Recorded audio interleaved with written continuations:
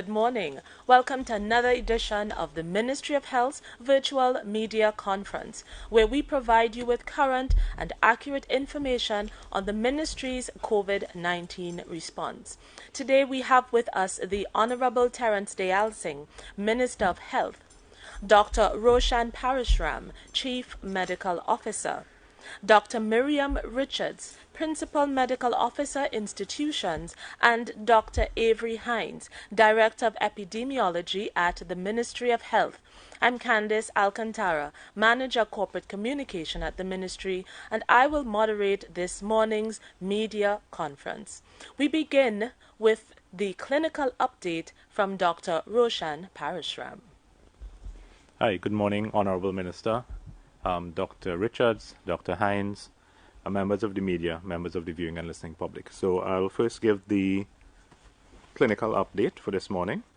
So as of 30th of April, 2021, total persons tested so far, 131,207. New positives over the last 24 hours, 326. Taking our grand total up to 10,824 positive cases since the 12th of March 2020. Our total recovered patients now stand at 8,481 with a total active caseload of 2,174. The total persons in home isolation now stand at 1,651 and those in state quarantine at 251. Those at step-down facility 24 and persons who are in hospital at this time, 173. So a little later on, Dr. Richards will go into full detail as to those who are in hospital. She will give the occupancies and the numbers, and she will also give those details as to who is in quarantine facilities. Just to end my brief update this morning, as the Honorable Prime Minister would have indicated, and in alignment with his guidelines of continuing the vaccine drive using the SII AstraZeneca doses, just to confirm, and we have been getting calls at the Ministry, that persons will be getting their second dose of the AstraZeneca vaccines. So those persons who would have had their first dose, be assured that you will be getting your second dose of AstraZeneca from the same vaccine as you did for the first dose. So just to give you that.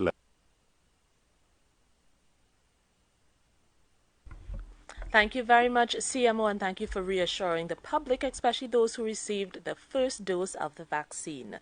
We go now to Dr. Hines for the epidemiological update. Thank you, Ms. Alcantara. Good morning to the Minister, Dr. Parashram, Dr. Richards, members of the media, members of the viewing and listening public. If we can have the first slide, please. We'll go directly into the epidemic curve for this epidemiological update. Next slide, please. And I believe the slide after that. Right, excellent, right there. So, as you can see with the epidemic curve, we're comparing a couple of things at this point. Looking at the gray bars at the left-hand side of the curve, what we see is the figures for 2020, comparing now that peak in 2020 with what's happening all the way over on the right-hand end, where we have the colored bars, the purple color representing the month of April. We see that we are now getting numbers that meet and surpass some of the higher figures that we would have had at the peak of the last big wave in the August to September timeframe. And although we do see that we may see smaller numbers towards the right-hand end, we do know that additional data will still come in, and those figures, the heights of those bars may change. So the main message from this particular curve is that we are seeing steadily increasing numbers. They've been increasing from the orange bars in March all the way through to April, and that rolling dotted line that represents that 7-day rolling average, that has also been steadily increasing. And the measures that we are now recommending are those that we want to apply to slow this upward trend. If we take a look at this in the next slide, aggregating the data by week and looking at the positivity, we see that, again, that upward trend is noted, and the background, that salmon-colored graph or area in the background, actually shows the rising positivity of the samples that we are getting. Rising positivity meaning out of every 100 samples we get, what percentage of those are positive for COVID-19. At this point, the positivity is about 27%. We're seeing it continually increasing. It's been increasing since week 10, and this indicates that there are higher levels of viral prevalence in the population, and you're seeing that reflected in the proportion of people testing positive for coronavirus when they present with respiratory illness or when they present after having been identified as a contact. Next slide, please. Looking at that age-sex distribution, we do see that the pattern maintains or holds itself, where that younger mobile age group constitutes the vast majority, about 55%, and that 55% is a little more skewed towards the males and females. The overall number of positives being distributed nearly 50-50, 52% male and 58% almost female. So that has not changed. The distribution continues basically as it is. And next slide. The fatalities also maintain a 3-to-1 sort of proportion of men versus women among those who have passed on. Also of note, the prevalence of what we call the comorbidities, those coexisting chronic conditions.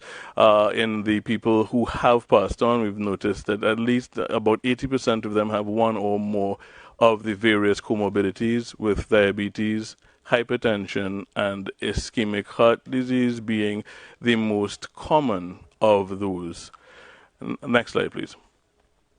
Looking at this, what we are portraying here is the number of cases that we see by county from one epidemiologic week to the next. So each group of bars represents a county. The counties are labeled on the x-axis. The height of the bar represents the number of cases, and going from left to right, for each county, we see the aggregate number of cases from week 8 to week 17. There's an asterisk next to week 17 because week 17's data isn't yet complete. Today is part of week 17. We don't have the data in from today yet. So while we see that upward trend all the way through to week 16, don't be fooled by the fact that week 17 so far in some places appears to have fewer cases. We'll have to wait until the actual complete week's data is in before we can say for sure whether week 17 did show any slowing. At this point, we're still seeing that overall upward trend, and that overall upward trend is a cause for concern. Next slide, please. Looking at the distribution of the cases, this is what we call a COURA map. It is one that shows the numbers of cases in various communities, and we would see that we have communities in every county affected, and the ones that are the more densely populated, or the ones with the bigger populations, are at this point seeing higher numbers of cases. This distribution across the country, and the demonstration of this really is just to remind everyone that at this point, with basically widespread community transmission, at any point in any part of the country, you are expected to be following all of the guidelines with respect to reducing your risk, because the risk is widespread. Let's move to the next slide. This represents just the distribution of those 328 cases that you would have seen on April 29th. And you do see that they're found again in every county. St. George West, that's the Northwest Peninsula up top, and St. George Central having a particularly high concentration. St. George East, so that's all the way along that east-west corridor, having lots of cases. Then Caroni, with its sort of continuing level of new cases on a day-to-day basis. Victoria and St. Patrick, there's actually some increased activity in St. Patrick. And River Mayaro, which is over on the right bottom end, and up top on the right top end, that's St. Andrew, St. David, so Sangre Grande, River Mayaro, Rio Claro, all of those areas seeing cases. So that was the distribution just of those cases for the 29th. And if we go to the next slide, we see that the distribution for the next day is basically the same. So there's continued transmission, there's continued detection in all of these places from one day to the next. And the widespread nature of this transmission is what we are now attempting to put a damper on by reducing contact probability. And the contact probability is the probability of an infected and infectious individual coming into contact with a susceptible, not infected person and transmitting the illness. The extent to which we can reduce that by employing all of the public health measures is the extent to which we will be able to apply a braking force, a slowing force to this widespread community transmission. I believe that's the last slide. Just roll forward. That's it. So with that, I'm going to turn you back over to Ms. Alcantara. Thank you very much, Dr. Hines. And we go now to Dr. Richards for an update on the parallel healthcare system.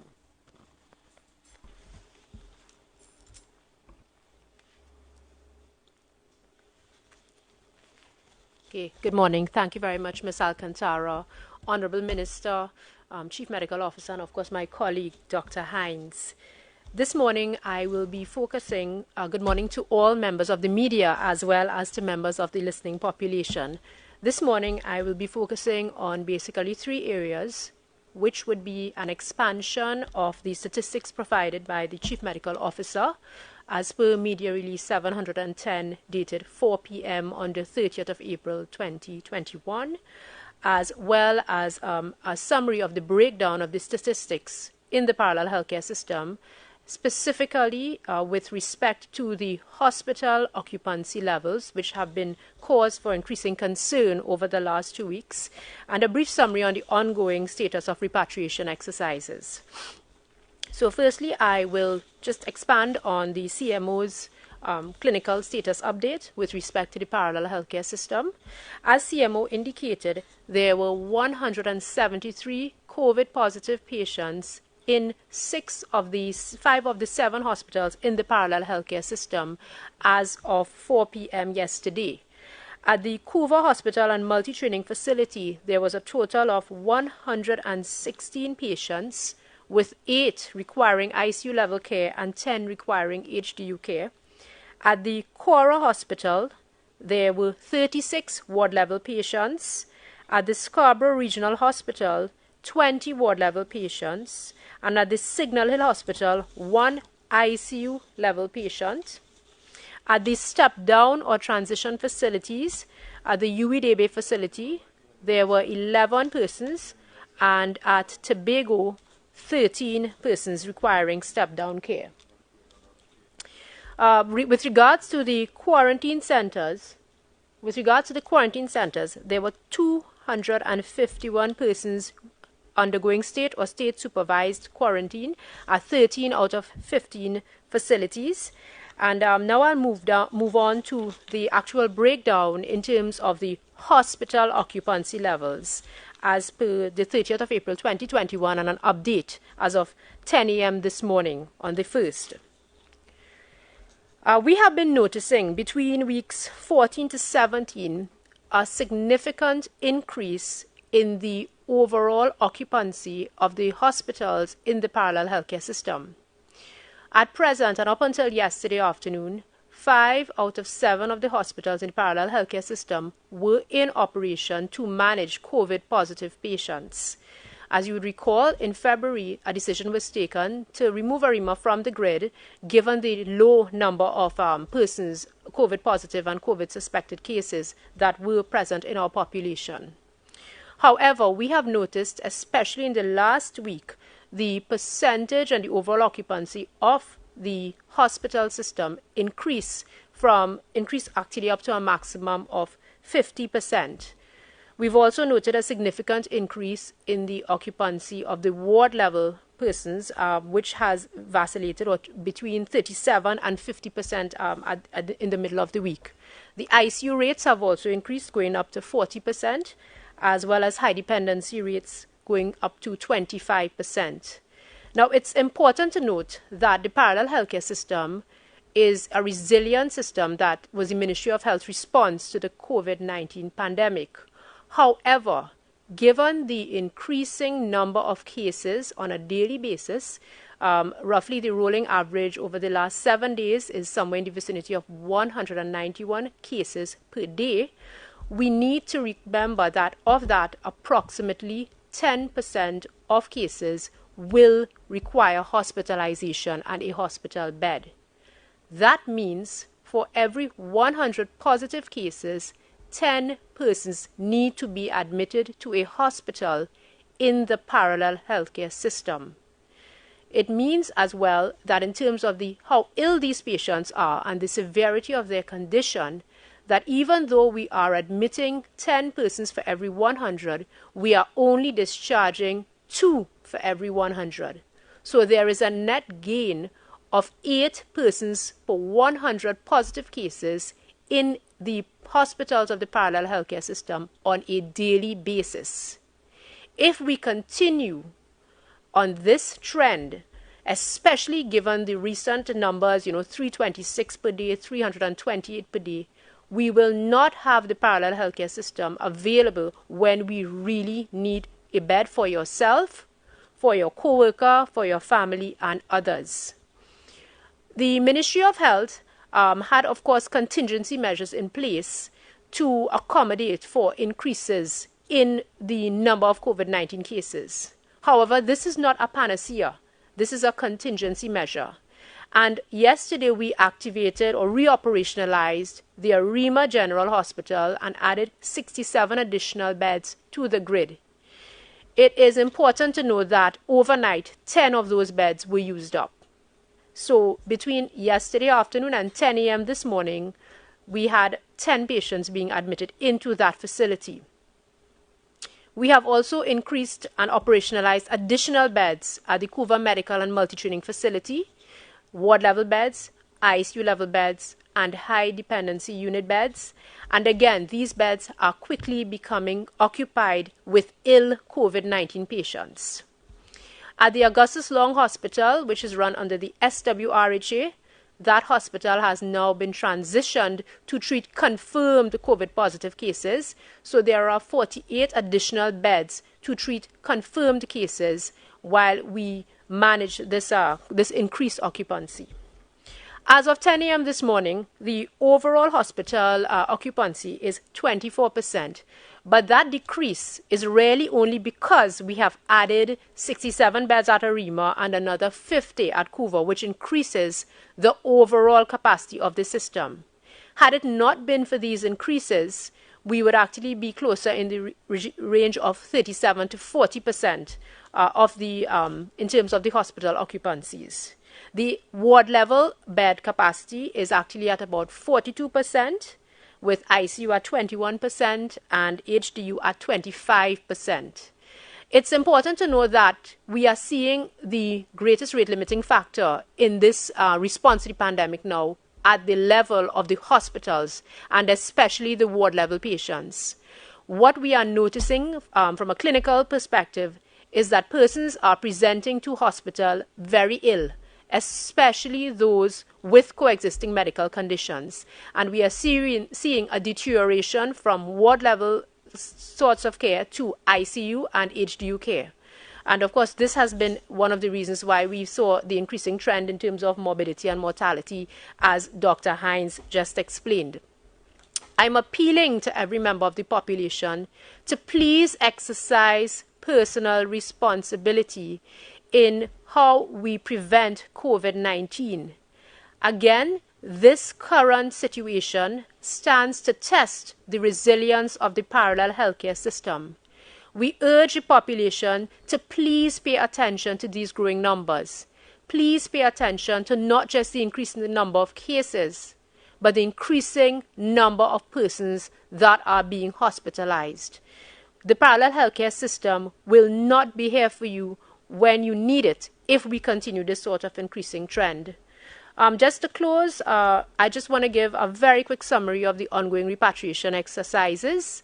We had a successful exercise on the 30th, on the 29th of April with 136 returning nationals from New York.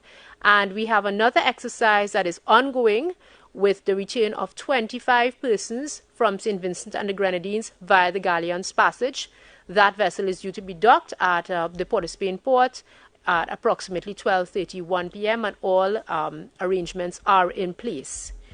As I close today, I once again appeal on behalf of the government, on behalf of the Ministry of Health and the team that is present here today, to all members of the population to please continue your COVID-19 mitigation measures or your prevention measures. Please wear your mask, watch your distancing, wash your hands. Avoid congregation as required. We are appealing to everyone. And also, if you are unwell, please seek medical attention urgently and isolate yourself at home. If we continue along this trend, we will not have a parallel healthcare system available for us when we need it most. And we, the population and the people of Trinidad and Tobago, will suffer. Thank you very much this morning for your attention, and let's work together to keep Trinidad and Tobago safe. Thank you very much, Dr. Richards. And we go to the Honorable Terrence Deyalsingh, Minister of Health. Thank you. Thank you very much, Candice. Good morning to the Chief Medical Officer, Dr. Parasram, Dr. Richards, Dr. Hines, ladies and gentlemen of the media, ladies and gentlemen in Trinidad and Tobago.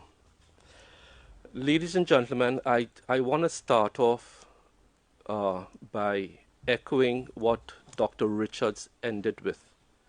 If we continue at this rate of hospitalizations, we will not have space for persons who are ill.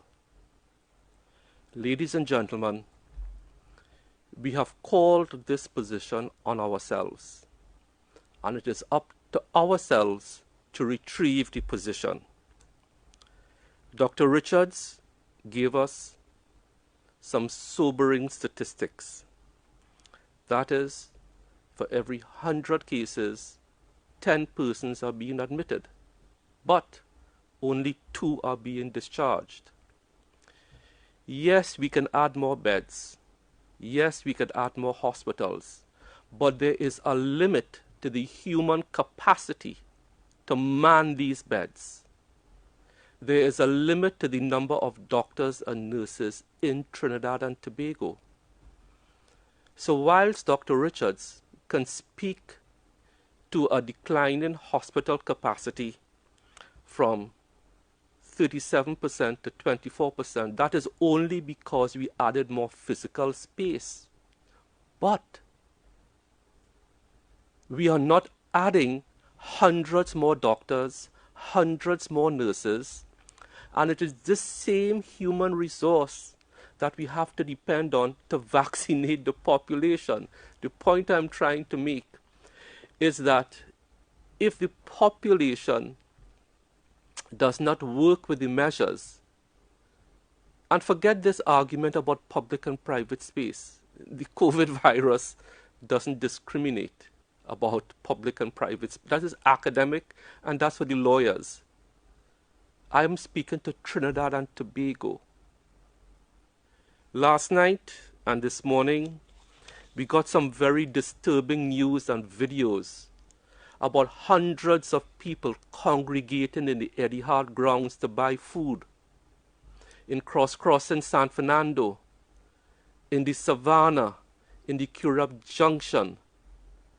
This is not the time for discerning members of the public to be congregating by your hundreds to buy food. We are asking people to use the term that Dr. Hines has used, shelter in place. Only come out now, as we did last year, to go to the pharmacy, to go to work, to go to the grocery. Cook at home. Cook at home. The vending, the crowds that were congregating in Eddie Hart Grounds, in Cross-Crossing, and all other places where food is being sold, will not bring us to the place where the numbers start to plateau and then hopefully come down. So I just want to plead with people again not to congregate. In one night yesterday, we had to ramp up our dialysis facilities in the Arima Hospital. We currently have 10 people on hemodialysis already. 10 people already. And if we continue at this rate, people who need it 2 to 3 weeks from now will not have a dialysis chair. What are we going to tell those persons? How do we explain to families that the parallel healthcare system, which has performed admirably, cannot provide a dialysis chair because we went to Eddie Hart Grounds to buy food, or Crossing, or CAURA Junction? Now is the time to shelter in place.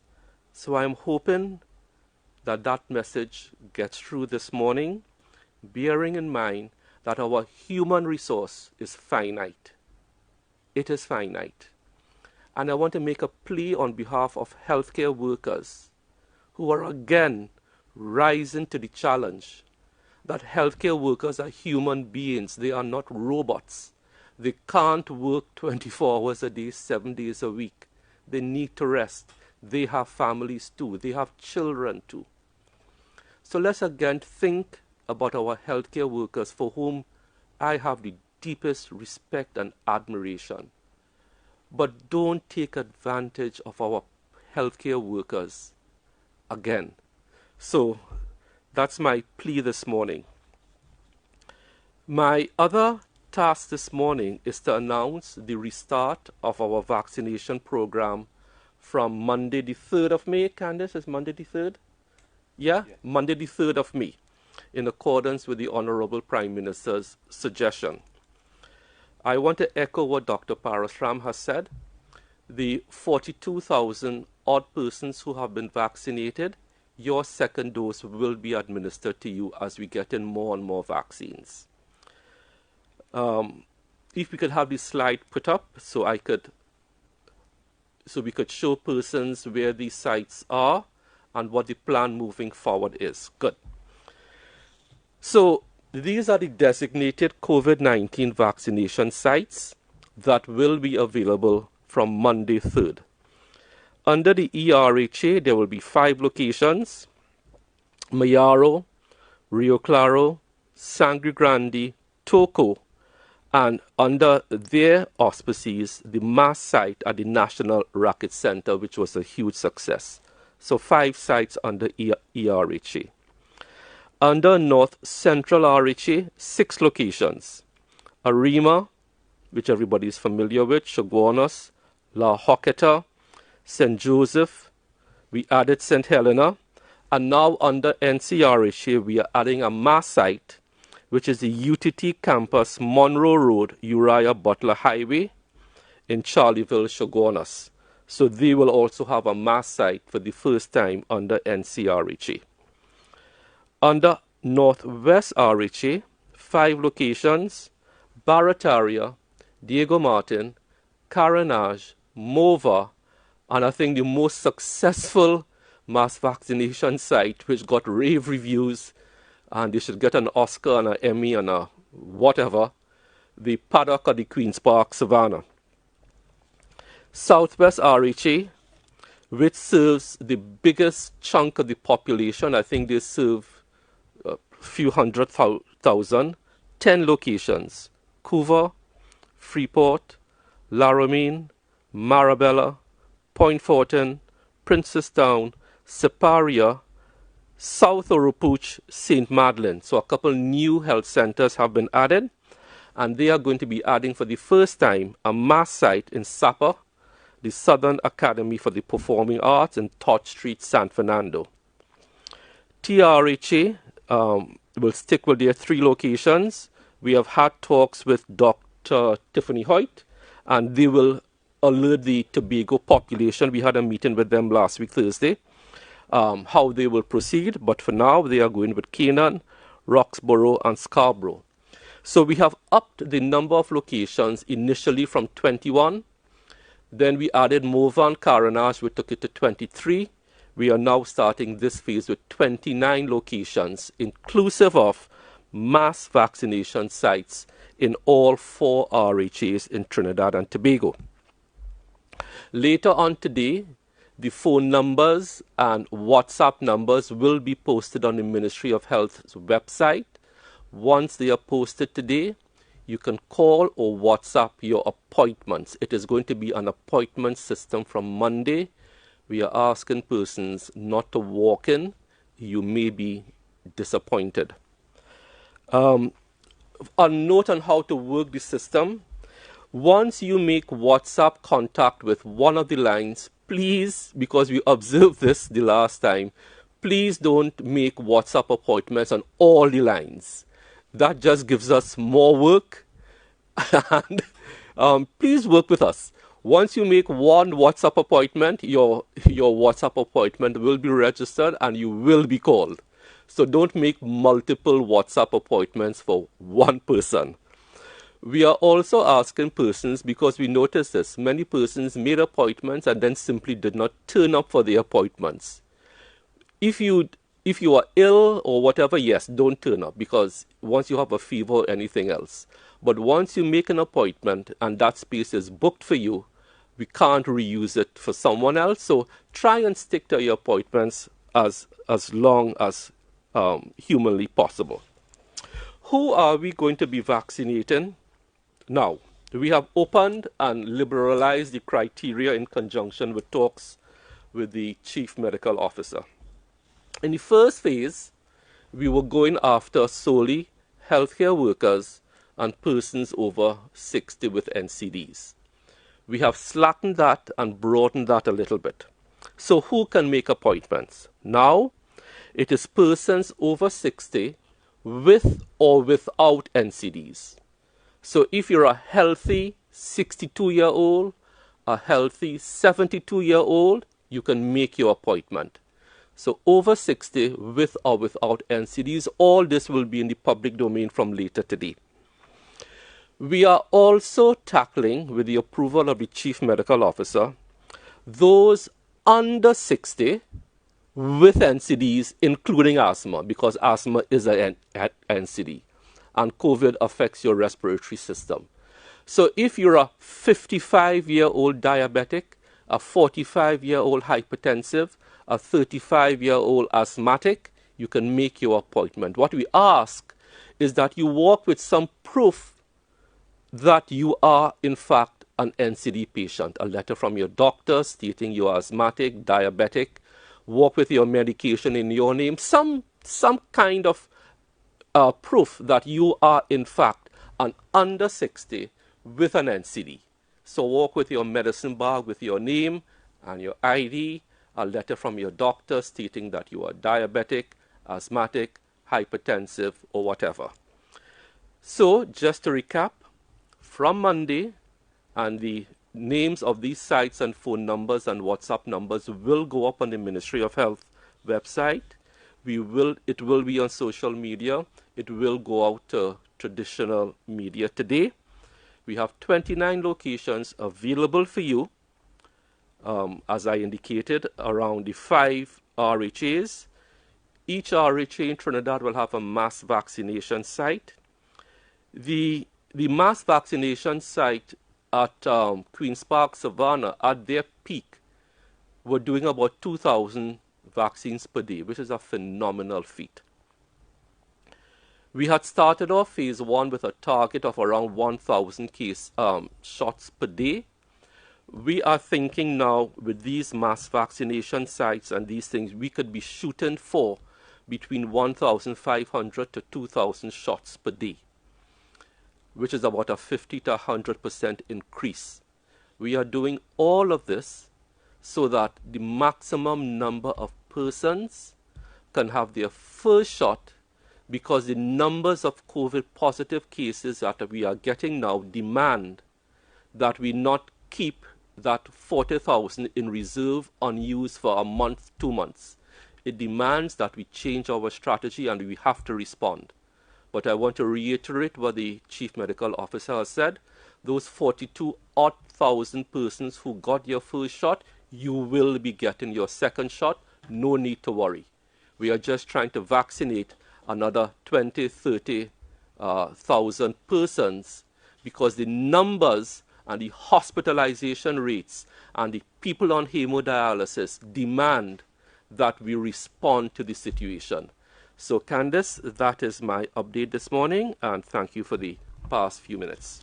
Thank you very much, Minister Deyalsingh. And as you know, we receive questions directly from the public via various means, phone calls and messages on social media pages. And we have some of the questions that have been repeated, and we want to get our subject matter experts to respond. The first question we begin with this morning is, can I get COVID-19 from the vaccine? And we go to Dr. Richards for a response, please.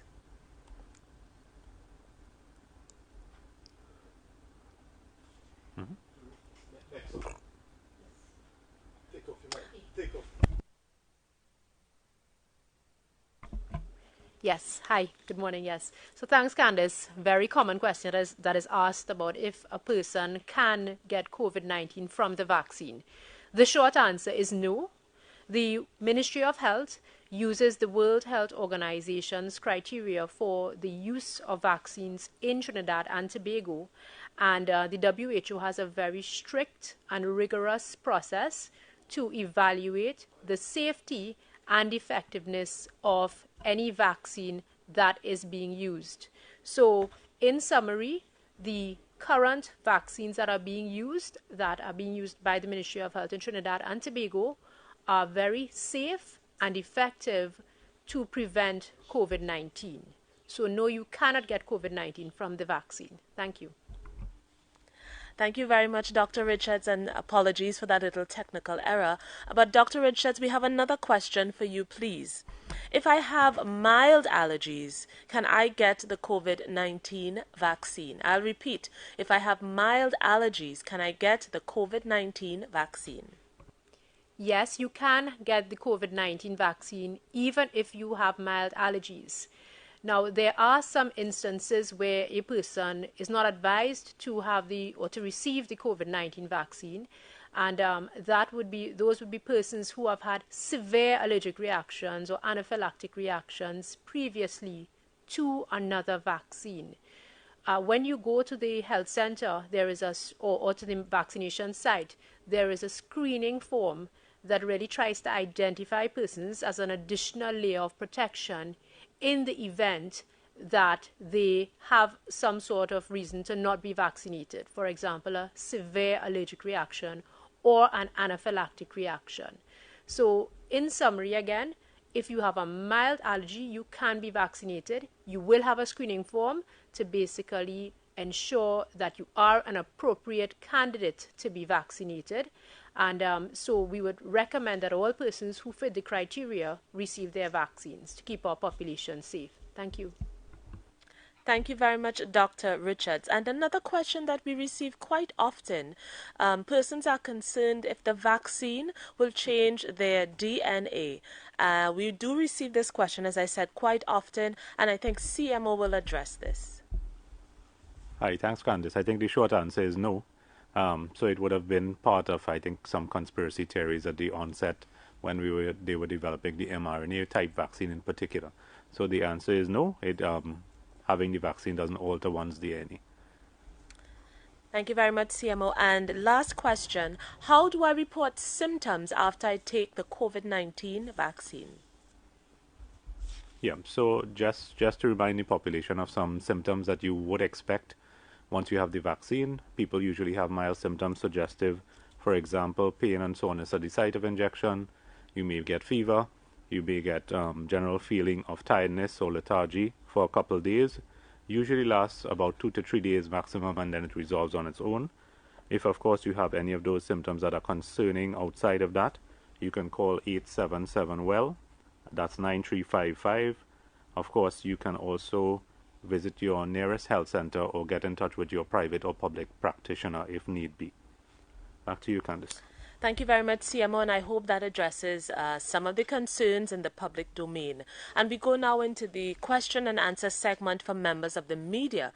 As usual, we ask our media representatives, please state your name and the name of the media house that you represent. We ask for no more than 2 brief questions, and please ask both questions at the same time. We do have time constraints, but if we have additional time, we will come back to you so that you can pose an extra question. We go now to CL Communication. Hi, good morning. Natalie Singh, Caribbean Lifestyle Communications. I'm referring specifically to the Ministry of Health's press release yesterday concerning the Brazilian variant and additional cases of those. I was just wondering what is the size of the samples that would take on, the total samples that would take on, so I could get an appreciation of to what extent the spread is happening. And then secondly, how does the increase in the Brazilian variant impact on this country's repatriation exercise? Thank you.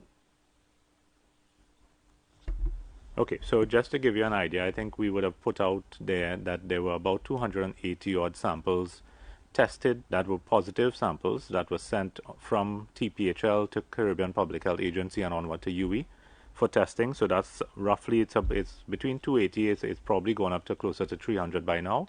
So that's the sort of sample size you're looking at.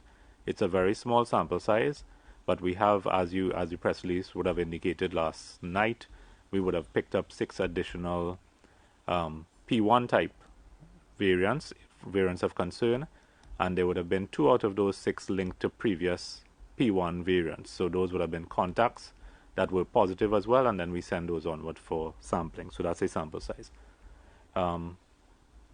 Your second question, just repeat it for me quickly.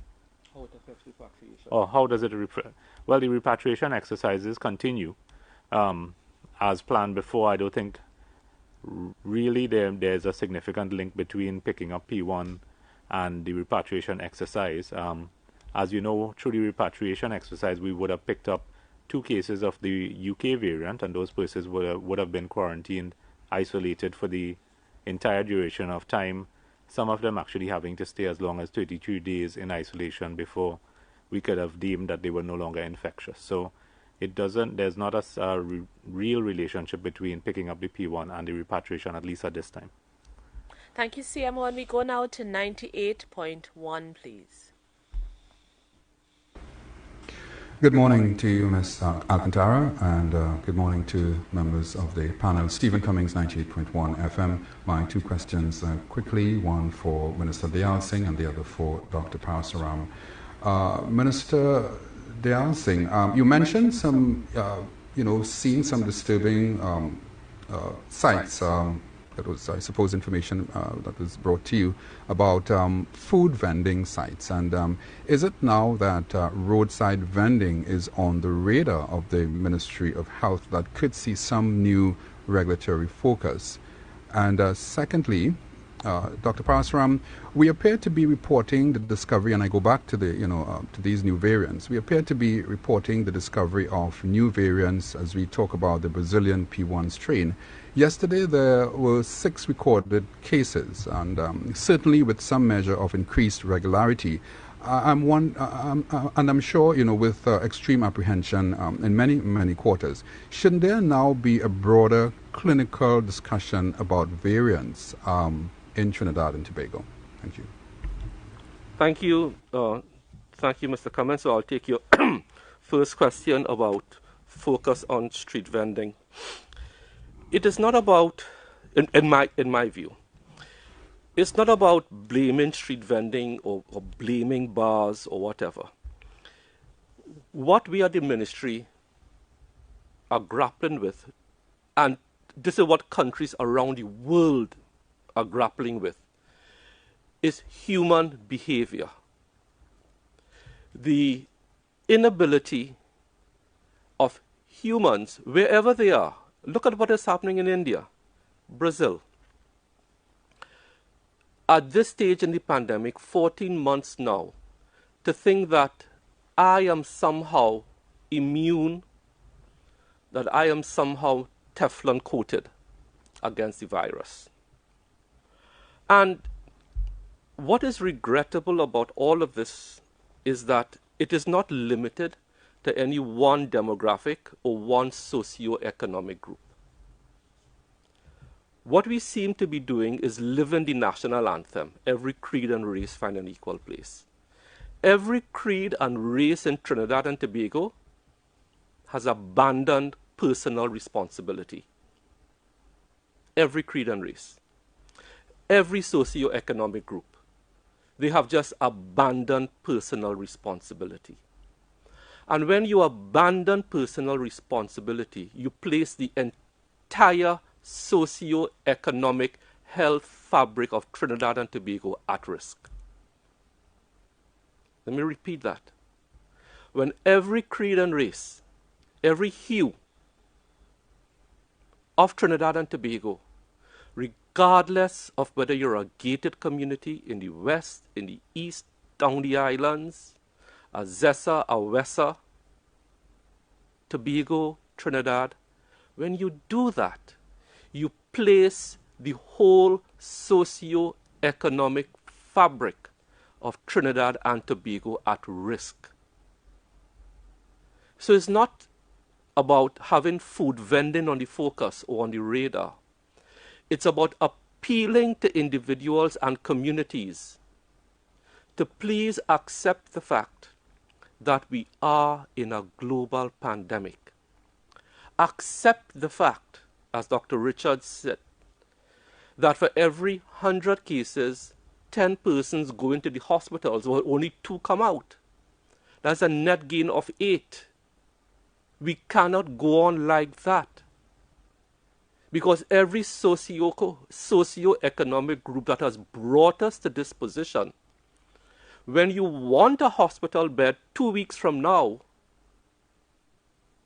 for your mother, your father, your grandmother, your child, it may not be there for you. So the conversation, once again, is about risk-taking and the personal responsibility. So if I am going to buy food, and I love street food, I love a gyros, I love a doubles, I love a whatever and fries. But if I go to my favorite truck or vendor and I see a crowd, I am not joining that crowd for 2 reasons. One, as Dr. Hines said, the infectious will infect the naive. And I don't want to get COVID. And if I have it, I don't want to give it to a stranger. And when you couple that, sir, with what I notice, and this is just my anecdotal experience, the number of people who are either not wearing masks or not wearing them properly is cause for concern. The front page of the Newsday today has a picture of 2 females walking down Frederick Street outside Excellent stores with their masks down by their chin. When the law clearly says cover your nose, your mouth, and your chin. But forget the law. We are trying to get people to mask up to save their lives. It just makes good sense. It just makes good sense. And to prevent those 2 ladies on the cover of the Newsday from not landing up in a hospital and being a statistic. So that is my focus. My focus is on human behavior. Thank you very much, Mr. Cummins. Thank you. And CMO, I think the second question focused on the broader clinical discussion. The question, I'm not sure what angle in terms of broader clinical discussion. So what we have tried to do is bring a group of experts related to the genetics. As you know, we had Professor Carrington on, we had immunologists on to the press conference. Behind the scenes at the Ministry and the University of the West Indies as well, we are trying to learn, as of course, as is the rest of the world, as much as we can about all different types of variants from all over the world. And we would have looked on and saw, of course, India having the latest sort of variant of concern, which is a de novo sort of variant being developed in their country. So we learn what we can. If you meant in terms of a broader public discussion, that can be had later on, and I think that's the angle you were going at. So we can bring that to the public at a later date to discuss different types of variants, bring persons from University of the West Indies out in a forum where persons can have that chance to ask the questions that they wish to. So we'll take that into consideration, Mr. Cummings. Thank you very much. And we go now to questions from AZP News. Hi, good morning, everyone. Praya Bihari, azpnews.com. My first question is for Minister Deyalsingh. Minister, I just wanted you to clarify in terms of the numbers of the vaccines, because when we got the first set of vaccine, that is the 2,000 from as a gift from Barbados, the 33,600 from COVAX, and the 40,000 from India, that adds up to 75,600. And we have vaccinated about 42,000. And now I think you are saying that we're going to vaccinate about 20 to 30,000 more people. I got the impression that the Prime Minister said we were going to use all of the 75,600 to vaccinate, to give people one dose. So can you just clarify that in terms of the numbers, and where would the second set of vaccines come from, the jabs? Sure. And my second question to Dr. Richards. Dr. Richards, I know in terms of the occupancy, the Ministry has said many times before that full occupancy would have been actually 75% of that total capacity. Can you give us an idea of the number of beds we now have, and at a rate of 8 patients who go in the hospital per day, at how long would that take, in other words, for us to have no more bed space? Thank you. Right. Thank you, Prior. So I'll go over the math which I gave on Wednesday. Yes, so we got in 2,000 from the gift from Barbados, 33,006, as you said, from COVAX, let's call it COVAX 1, and 40,000 from India. That gives you a total of 75,600. You may recall I said we are getting about a 10 to 15% overage. So if you have a 10% overage from 75,600, that takes you up to 83,160 doses.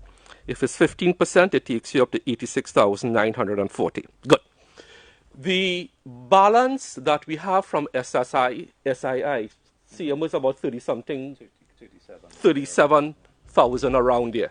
So that's why I said we are going to try to vaccinate somewhere between 20 to 30, because we have used up some already. Right? Where are the second doses coming from? To vaccinate those persons who have received their doses? Good question. They are coming at this time from the COVAX facility. So COVAX 1 is already here.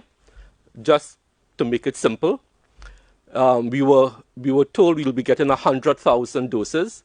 COVAX 2, another 33,600 is due in early May, and then COVAX 3 so far is due sometime in June. And those are the doses we'll be reserving for second dose.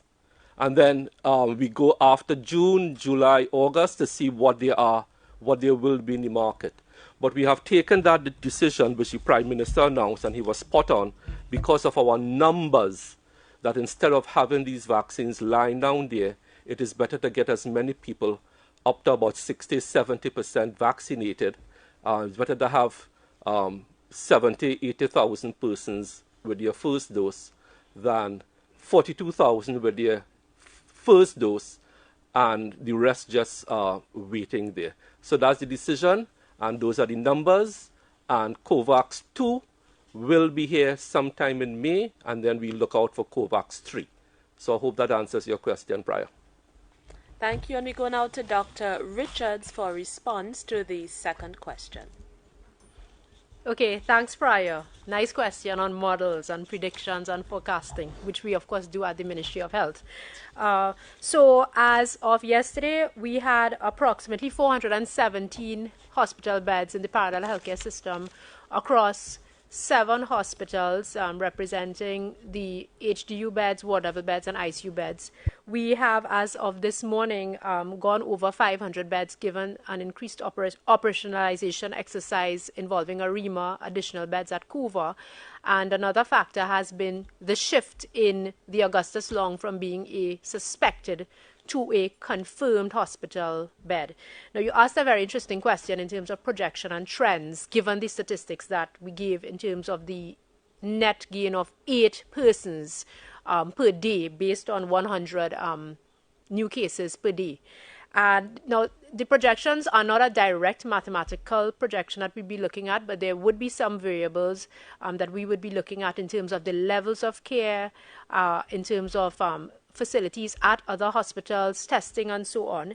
But if we are to really use the figures of yesterday, which would have 183 persons in hospital as of last PM, and we look at today's capacity, which is on average 500, we are looking basically at roughly 300 spaces being left. And that can, given that current rate, with all things being equal, at a rate of, let's say, 100 or an average of 100 cases, 150 cases a day, the beds can actually be diminished or be utilized within 3 weeks to a month, which is, of course, a very concerning trend.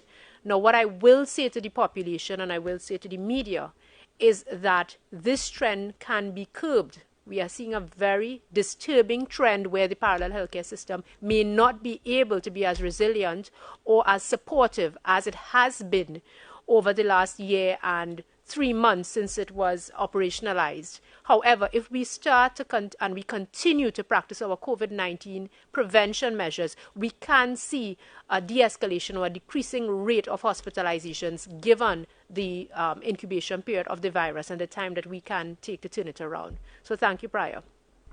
Thank you very much, and we go to Minister for some additional information. Yes, thank you. I just wanted to send a message. Maybe it hasn't reached to the religious community. We have amended the regulations, and now, because different religious leaders had reached out to me about live streaming of services, since we had closed places of worship, you are allowed to go into your places of worship, churches, mosques, mandirs, temples, wherever, and do your live streaming of your services with 5 people or less. So this is the position we had last year, and that is now in force. So please go ahead and do your live streaming, especially now in the holy month of Ramadan. And I also want to send out a particular thank you to the Muslim community. In the holy month of Ramadan, literally smack dab in the middle of it, that your mosques were in fact closed, and you took it in the spirit of nation building. And I want to thank all leaders of the Muslim faith for really accepting that decision. We know it's a hard decision, but when I spoke at a function in Kakandi Road in Felicity just before the start of fasting about 3 weeks ago, I really praise the Muslim community for their discipline, and I want to thank them again for seeing this measure for what it is, one meant to save lives, as all the public health measures are. Thank you very much. Thank you very much, Minister, and I know that gives some clarification to persons of different religious backgrounds. We go to questions now from CNC3.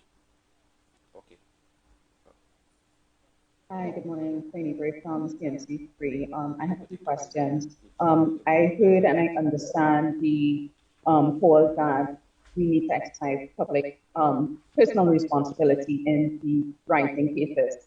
But surely there's another factor my question is actually to Dr. Avery Hine. Have you noted, what do you account for this sudden, dramatic, exponential increase in infections? Public irresponsibility aside. And my second question is probably for the CMO. Our newsroom has reports that a Venezuelan national has given birth to a child at Savannah General, and both she and the child have tested positive. Are we able to get any information on that? So we go to Dr. Hines to respond to the first question. Okay, thanks for the question. Now, you already partially answered it, and I'm not sure that you realize. Now, once you have a number of cases in the population, a certain level of circulating virus, and you have enough people who are infectious and unaware and still moving around, or infectious and aware and still moving around, then you do have that rapid explosive growth in numbers of cases. That exponential rise that you mentioned is the natural sort of sequel to having circulating cases in the population. At first, it seems like they're very few, and then as that number of infectious people in the population continues to grow quietly, it suddenly gets to a point where you see several times the number appearing from day to day. That's that exponential rise. As one case gives rise to 3 or 4, and those 3 or 4 give rise to 3 or 4 more. So the sudden rise that you're seeing now would be, to some extent, the consequence of the previous levels of viral circulation driven by the previous levels of activity and adherence, or the lack thereof.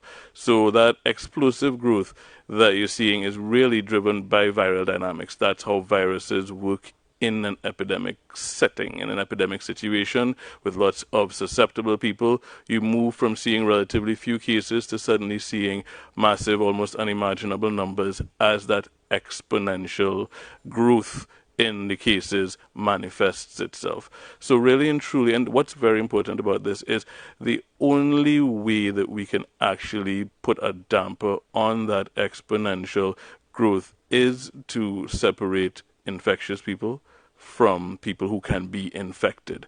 And we separate them by removing the ability for them to come into contact with each other, either by asking those who are symptomatic and know that they're symptomatic to stay out of circulation. Those who are symptomatic and ill, those people are put into isolation in a hospital. Those who are not symptomatic, the other public health regulations that we keep talking about, the mask wearing, you don't have to feel ill to wear the mask. The mask wearing will help those asymptomatic, not knowing infectious people to reduce their risk of transmitting. The physical distancing, not gathering in crowds, not coming together at this point in time. These are the things that are actually going to put a damper on that exponential spread. Right now, what we need is to reduce the probability of contact of people who are ill and infectious with people who are not. So this is why, again, we're reinforcing the call to have everyone reduce your movements, reduce your mobility as much as possible. That shelter-in-place concept. Don't go out and interact with people outside of your household at this point in time unless you really have to. Because these random probabilities, you get into contact close enough to someone who is infectious, you don't even know, that probability is now higher at this point in time as the caseload in the population grows. So the growing caseload drives that speed, that exponential increase, and the counter to that is to keep people away from each other so that we can get a break in that transmission. I hope that clarifies that question. Yes. So your second question, I don't know. Basically, as you know, and we always maintain patient confidentiality, and we can't go into details of any individual, but just to assure the public in general that, of course, if you are COVID positive, whether you are national or non-national, you will be given the same level of care. It is a public health disease. As a non-national will be given the same level of care as a national would be given COVID or other public health disease. So we can assure the population in general that that will be so. And the containment strategies will be the same as well. Thank you very much, CMO. We go now to questions from Newsday, please. Good morning, Janelle D'Souza from Newsday. When it comes to the out-of-the-ordinary responses to the vaccine, what are the clinical protocols to deal with people who have concerns, and what policy directive has been given to healthcare workers at public health facilities to treat with actual adverse effects? And my next question is, what is the plan to vaccinate people in elderly homes? I've heard that there have been no vaccinations there as yet, as well as people with mental disorders like Alzheimer's and dementia and so forth. Okay, so thank you for the question. So it reminds me what we said at press conferences in the past, and I have the document here. I asked for some research to be done into the issue of mental health conditions and vaccination. The issue becomes one of informed consent. I have a grid here which I spoke about some time ago. We got policy positions from Australia, Canada, United Kingdom, United States. We are looking at it. On the issue of the homes, again, I would have indicated months ago, it's a question of informed consent again. And I have Dr. Rohit Doon working with the association to go into those facilities to vaccinate those persons who we could vaccinate. The risk with those homes, and this is where I am urging the media to have a heightened sense of responsibility. You may recall about 2-3 weeks ago, there was the unfortunate link in the media about the vaccination and 2 unfortunate deaths, which were never linked. And I did say many months ago, people in homes are in the sunset of their lives. And when we start to vaccinate persons in homes, I am asking, begging, and pleading that many of these persons, and let me choose my words carefully because they are in the sunset of their lives. How do we report on an elderly person in a home with or without vaccination who unfortunately passes? Persons in homes are severely immunocompromised. They are very aged and very old. And when we start to vaccinate them, and Dr. Doon is working on that,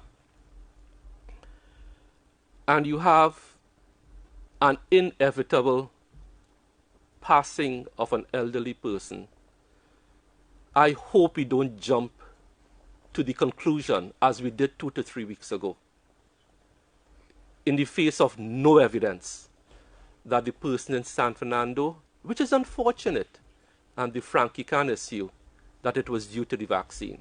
That is a big fear that we have in health. So we will do it, but very selectively and very cautiously. Thank you very much. Thank you, and to CMO for response to the first question. Yeah, so side effects for the COVID-19 vaccine are very similar, to the most part, to any other vaccine that is administered through the expanded program of immunization. The clinicians are well trained and well positioned to deal with those side effects, which are usually, most of them, mild, very mild. Some of them, for example, anaphylactic type reactions.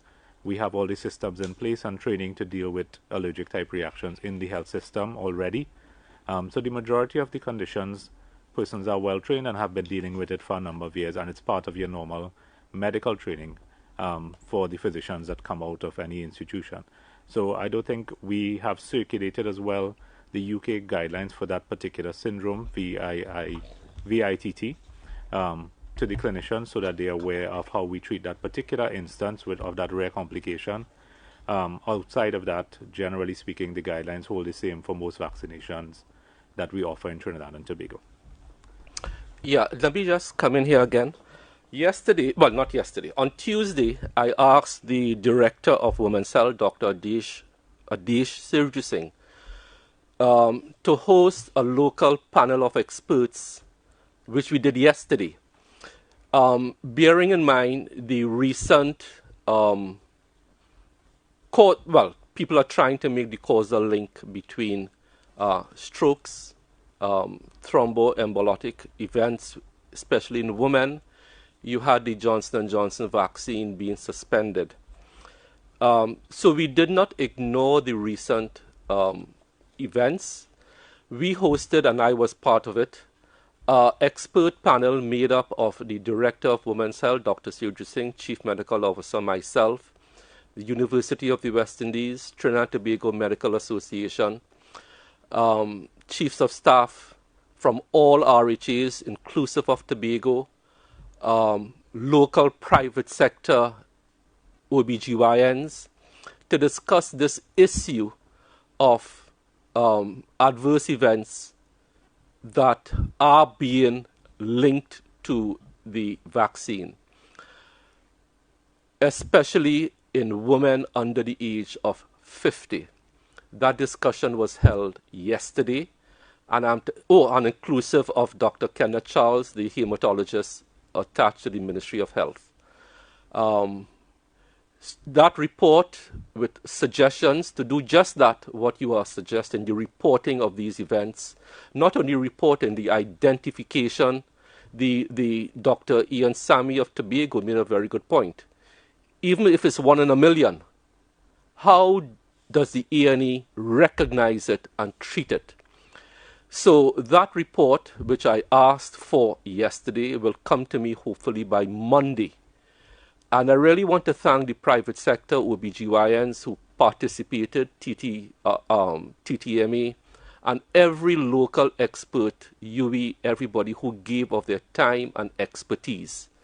So that position will come to me because we must have a local position to advise our women how to make the proper personal choice in whether to take the vaccine or not, even though it's a 1 in a million. For that one person, it's going to be something of concern. So we are taking this whole issue of reporting of adverse events very, very seriously, especially with our women under 50. Thank you very much. Thank you everyone for joining us today. We have come to the end of today's media conference. Please remember to wear your mask.